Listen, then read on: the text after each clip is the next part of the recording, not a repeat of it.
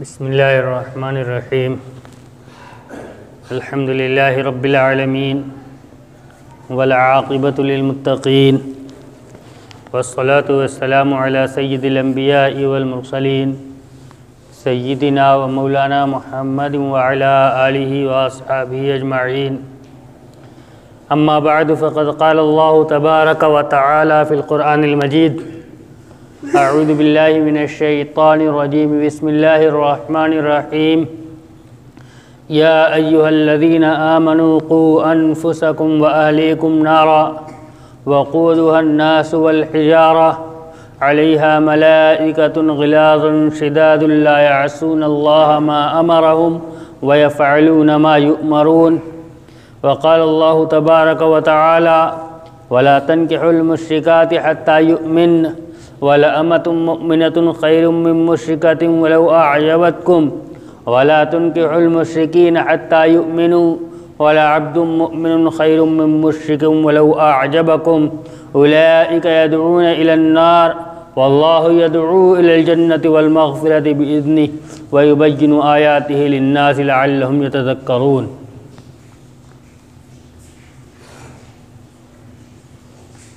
میرے محترم بزرگوں اور عزیز ساتھیوں، اللہ تبارک و تعالیٰ نے ہمیں اس کائنات کے اندر پیدا فرمایا اور اس کائنات کی سب سے قیمتی چیز یعنی ایمان ہمیں عطا فرمایا۔ یہ بات روز روشن کی طرح عیاں ہے اور تجربے سے یہ بات تائید شدہ ہے کہ جو چیز اپنی محنت سے حاصل کی جائے اس کی قدر و قیمت ان چیزوں کے مقابلے میں کہیں زیادہ ہوتی ہے جو ورثے میں مل جائے۔ ہمیں ایمان ورثے میں ملا ہے، لہذا ہمارے دلوں کے اندر اس ایمان کی کوئی اہمیت، کوئی وقعت نہیں ہے۔ جنہوں نے قربانیاں دے کر اس ایمان کو حاصل کیا، گزشتہ زمانوں کے اندر بھی اور آج کے زمانے کے اندر بھی جو قربانیاں دے کر اسلام قبول کر رہے ہیں، ان کی نظر میں اسلام کی اور ایمان کی ایک اہمیت، ایک قدر ہے اور ایک قدر ہے۔ وہ نبی اکرم صلی اللہ علیہ وسلم کی اس روایت کے اوپر من وعن عمل کرتے ہیں کہ اسلام سے پھر جانا تمہیں کسی صورت میں قبول نہ ہو، وَإِن قُتِلْتَ أَوْ حُرِّقْتَ، چاہے تمہیں قتل کر دیا جائے، چاہے تمہیں زندہ جلا دیا جائے، لیکن تمہارے نزدیک اسلام سے پھر جانا ایسا ہی ناپسندیدہ ہو، یعنی کسی بھی حالت میں اسلام چھوڑنے کے لیے تم تیار نہ ہو۔ لیکن ملک کے موجودہ حالات کے اندر ہمارے سامنے جو اعداد و شمار ہیں وہ یہ ہیں کہ ملک کے اندر ایک بڑی تعداد خصوصاً لڑکیوں کی غیروں کے ساتھ شادی کے نام پر اپنا مذہب چھوڑ رہی ہے۔ جو آدمی اپنا مذہب چھوڑ کر مرتد ہو جائے یقیناً اس کی آخرت خراب ہو رہی ہے، لیکن ہمارے لیے یہ لمحہ فکریہ ہے کہ ایک مسلمان جس کا مذہب آسمانی ہے، جس کے دین کی بنیادیں مضبوط ہیں، اس اسلام کا ماننے والا اپنے مذہب کو کیوں چھوڑ رہا ہے؟ اور ایک ایسا شخص جو اسلام پر گامزن تھا، مسلمان تھا، اگر وہ اسلام چھوڑ رہا ہے تو جیسے کسی کے اسلام کے اندر داخل ہونے پر ہمیں خوشی ہوتی ہے، کسی کے اسلام سے نکل جانے پر ہمیں اس سے کہیں زیادہ غم ہوتا ہے۔ لہذا اس کا مداوع کرنے کی ضرورت ہے۔ ملک کے اندر فسطائی طاقتیں اور شدت پسند تنظیموں نے ایک مکمل جال بنا ہوا ہے اس بات کا کہ مسلم لڑکیوں کو خاص طور سے اپنے دام فریب میں بہلا کر پھنسا کر ان کو ان کے مذہب سے دستبردار کرا دیا جائے۔ اس کے لیے انہیں بڑے بڑے انعامات مل رہے ہیں۔ ہمارا کام کیا ہے؟ کیا ہم اس کو ایسے ہی تماشائی بن کر دیکھتے رہیں اور ہم یہ سمجھتے رہیں کہ آگ ہمارے گھر پہ نہیں آئی ہے، جب ہمارا گھر جلے گا تب بجھانے کی فکر کی جائے گی؟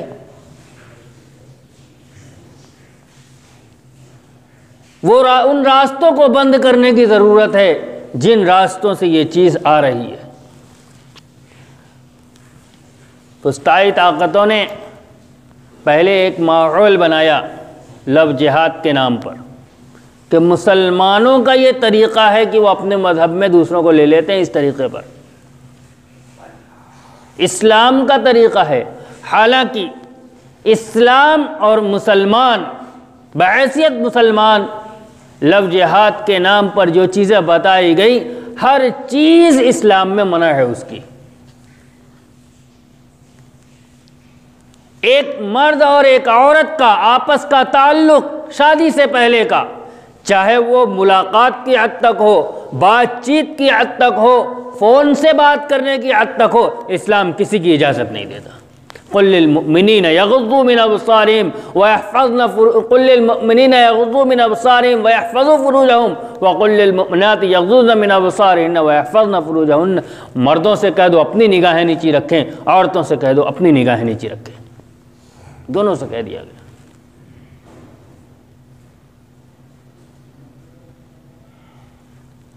ازواج مطہرات جو امت کی مائیں ہیں ان سے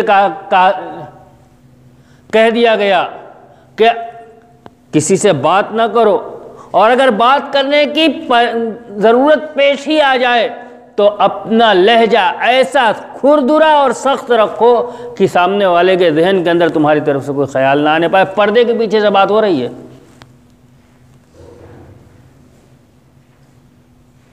وَمَنْ يَقْنُتْ مِنْكُنَّ لِلَّهِ وَرَسُولِهِ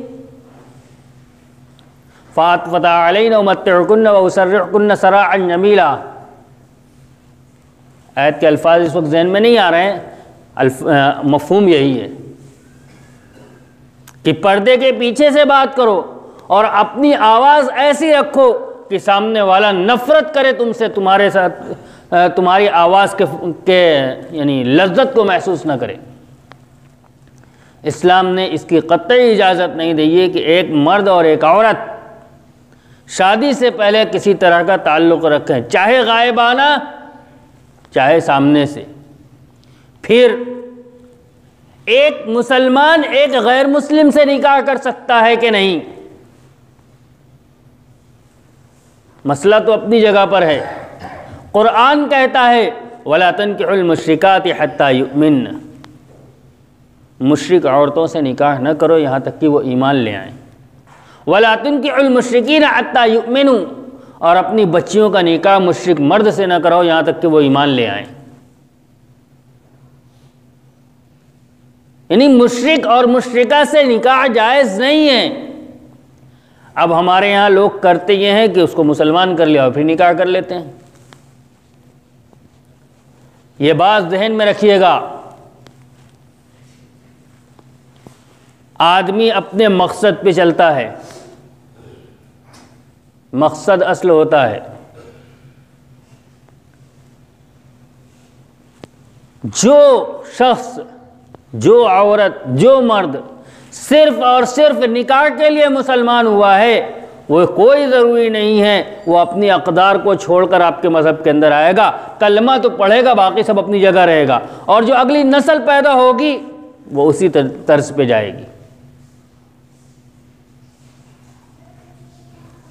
لہذا سب سے پہلی چیز، کیا مسلمانوں کے اندر قحط الرجال پڑا ہوا ہے؟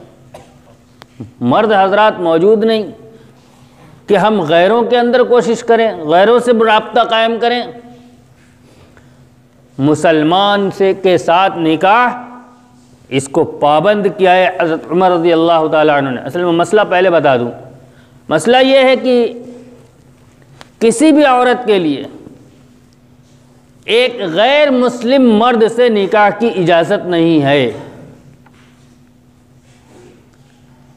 اس لیے کہ نکاح کرے گی تو نکاح ہوگا نہیں۔ اب ایک ہی صورت ہے کہ اسلام چھوڑے، تبھی تو ان کے ساتھ رہ سکتی ہے۔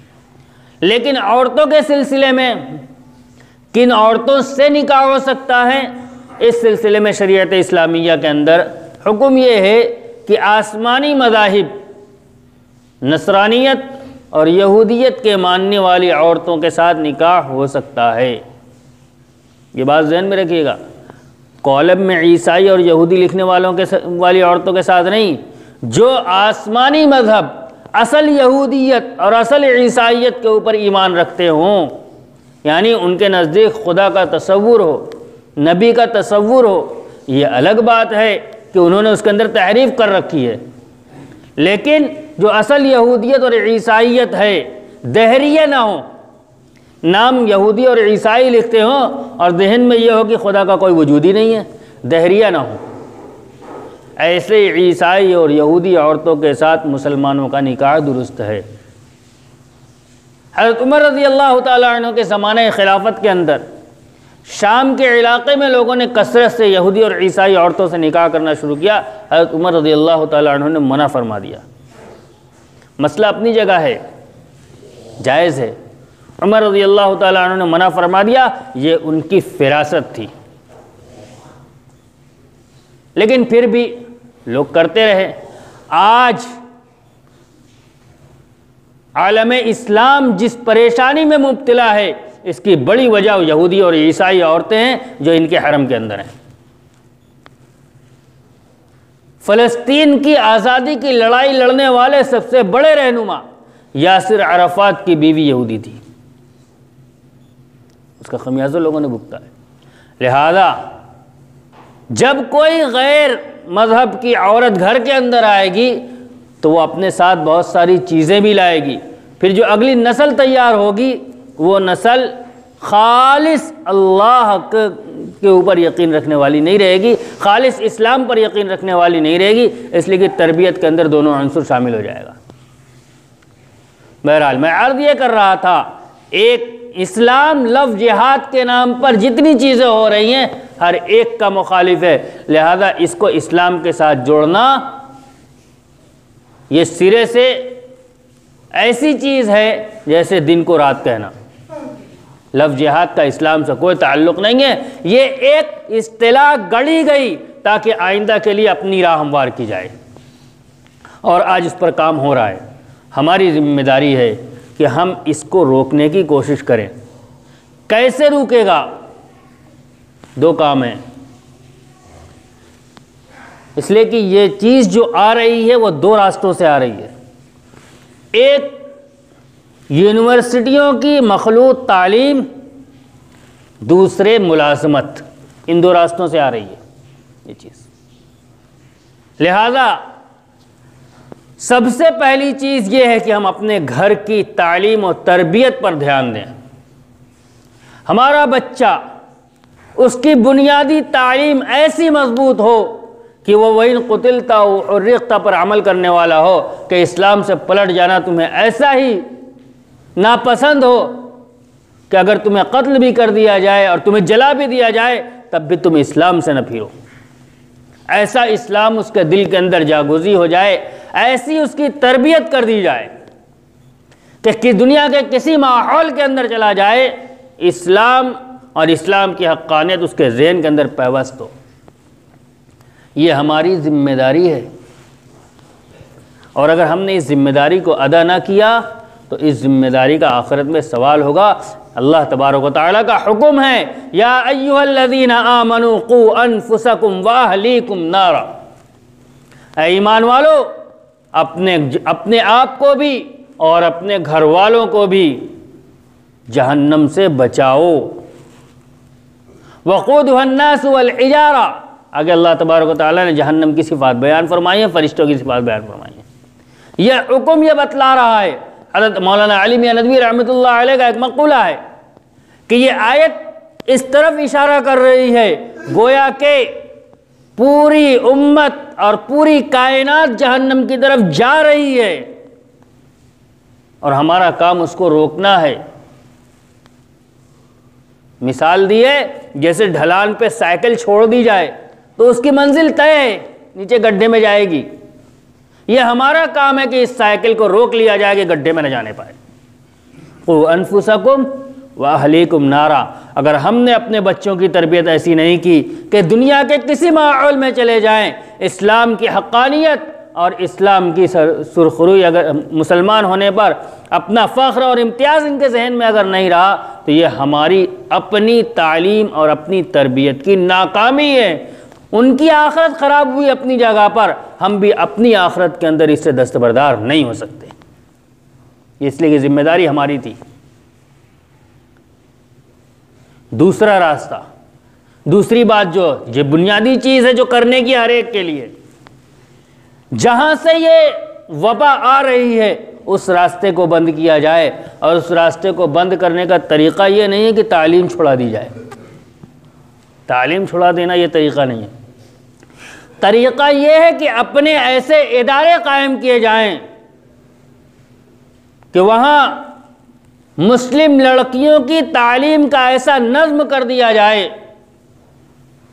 کہ ان کو ایسی جگہوں پر جانے کی ضرورت ہی نہ پیش آئے جہاں ایمان سوز حالات ہیں۔ یہ ہمارے سربراوردہ شخصیات کی ذمہ داری ہے جو ایسے ادارے چلاتے ہیں۔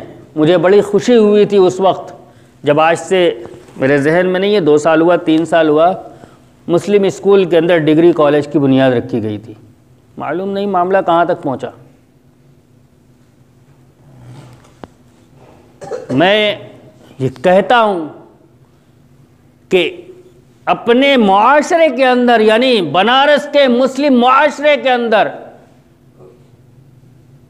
ایک ڈگری کالج خاص طور سے ہونا یہ بنارس کے مسلم معاشرے کی ضرورت ہے،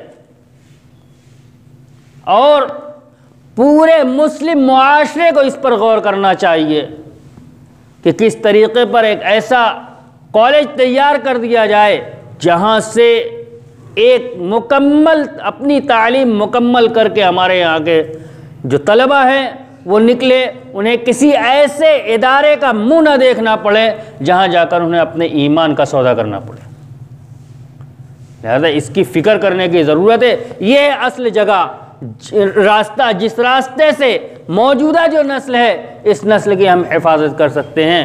لہذا حالات کو سمجھنا ہے، اپنی تعلیم، اپنے بچوں کی تربیت پہ نظر رکھنی ہے، اپنی ذمہ داری کو سمجھنا ہے، اور سربراوردہ شخصیات کی یہ ذمہ داری ہے کہ اپنے سر جوڑ کر بیٹھ کر اس کا کوئی ایسا حل نکالے کہ ہماری بچیاں ایسے ماحول میں جانے سے بچیں جہاں ان کے ایمان خراب ہوتے ہیں۔ اللہ تبارک و تعالی ہمیں توفیق عطا فرمائے۔ وآخر دعوانا الحمدللہ رب العالمین۔